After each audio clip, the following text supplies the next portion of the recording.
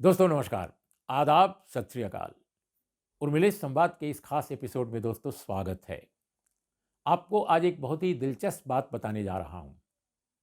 ये बात उस वक्त की है जब नीतीश कुमार ने भारतीय जनता पार्टी का दामन छोड़ा और वो महागठबंधन के पार्ट बन गए। इस तरह मुख्यमंत्री के तौर पे वो महागठबंधन के मुख्यमंत्री बन गए और तेजस्वी यादव को शपथ ग्रहण दिलाई गई थी उप मुख्यमंत्री की। इस तरह से महागठबंधन की सरकार चल पड़ी। उन्हीं दिनों मेरी दिल्ली में एक दिन नीतीश कुमार जी के एक अत्यंत विश्वास पात्र नेता से मुलाकात मेरी हो गई और उनसे मैंने बिल्कुल इनफॉर्मल ढंग से पूछी, एक बात पूछी कि भाई आपके नेताजी महागठबंधन के हिस्सा बन गए हैं भारतीय जनता पार्टी को छोड़कर, जबकि लंबे समय तक वो भारतीय जनता पार्टी के साथ रहे हैं गठबंधन में, कभी एनडीए 1 में, कभी एनडीए 2 में।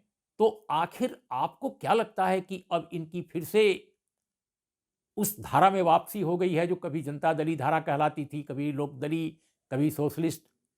तो क्या वाकई पुराने घर में वापस आ गए हैं नीतीश कुमार, या फिर ये एनडीए में चले जाएंगे, एनडीए 2 में?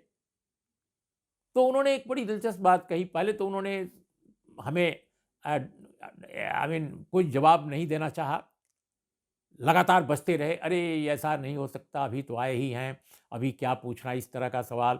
लेकिन मैंने जब उनको भरोसा दिलाया कि देखिए मैं लिखने के लिए नहीं पूछ रहा हूँ, इसका मैं अपने लेखों में कभी कभी विश्लेषण में या कमेंट्री में कभी इस्तेमाल कर सकता हूँ, लेकिन इसमें आपका नाम बिल्कुल नहीं आएगा।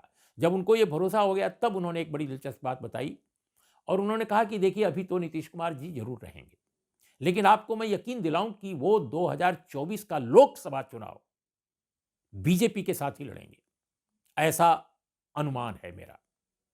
मैंने कहा क्यों अनुमान है? तो उन्होंने जो बात कही वो उनका अपना विचार था।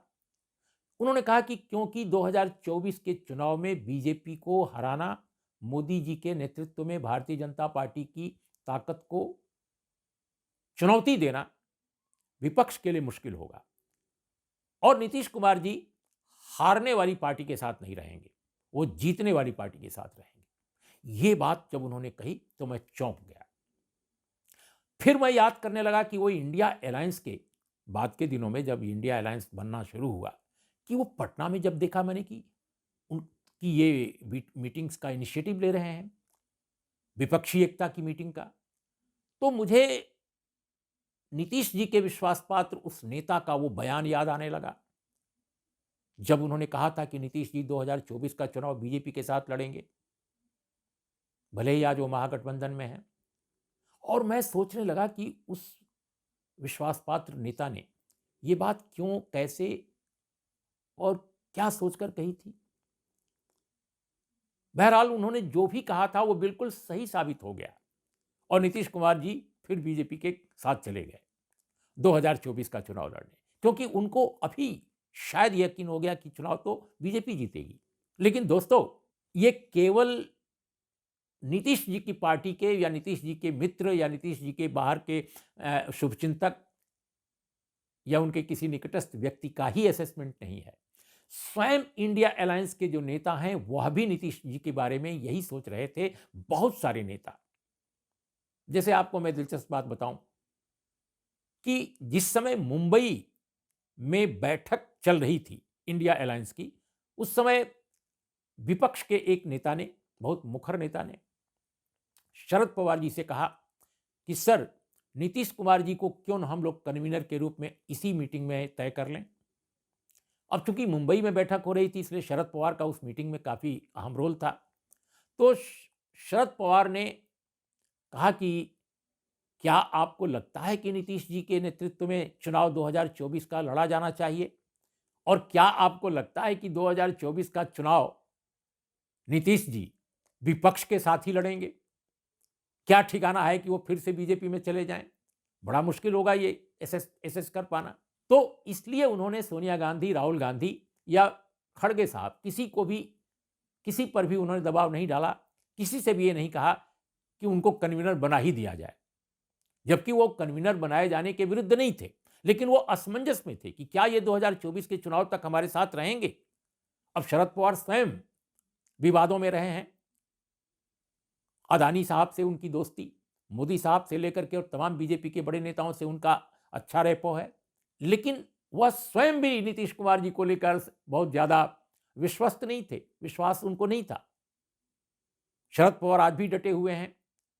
उनके भतीजे के बेटे रोहित पवार पर ईडी के छापे पड़ रहे हैं और एक भतीजे साहब जो हैं Ajit Pawar deputy chief minister बने हुए हैं फडणवीस और शिंदे की सरकार में बीजेपी के साथ।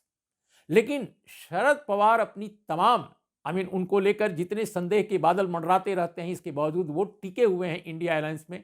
अपने आप में ये दिलचस्प कहानी है और वो स्वयं नीतीश कुमार जी पर शक कर रहे थे और वो शक सही साबित हो गया।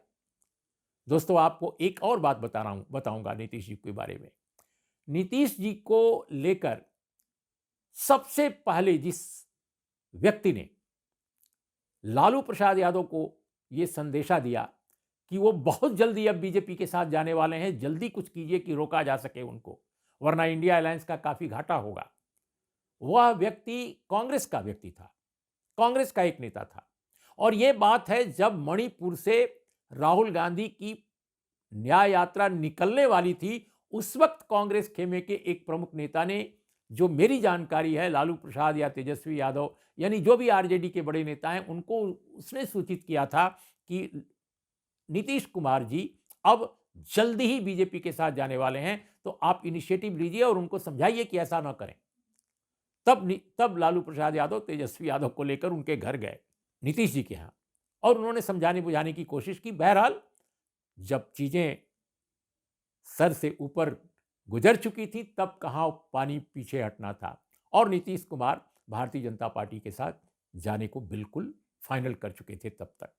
और 28 तारीख को उन्होंने मुख्यमंत्री पद के लिए 9वीं बार उन्होंने शपथ ली, 2 deputy chief minister Bharatiya Janata party के 2 नेताओं के साथ।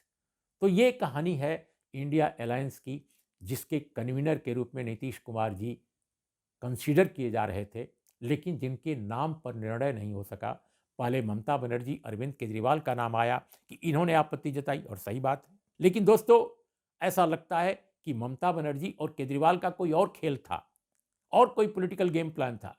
लेकिन असल कहानी तो यह है कि इन दलों का, कांग्रेस से लेकर और एनसीपी और आरजेडी, सभी लोगों के दिमाग में कहीं ना कहीं कंफ्यूजन था कि नीतीश कुमार जी रहेंगे कि नहीं रहेंगे, इनको बनाया जाना ठीक होगा कि नहीं होगा। तो ये एक बड़ी दिलचस्प पॉलिटिकल जो राजनीतिक दलों में जो एक दूसरे को लेकर जो सवाल होते हैं, संदेह होते हैं, उनके बारे में मैंने आपसे ये बात शेयर की। नमस्कार, आदाब, सत श्री अकाल।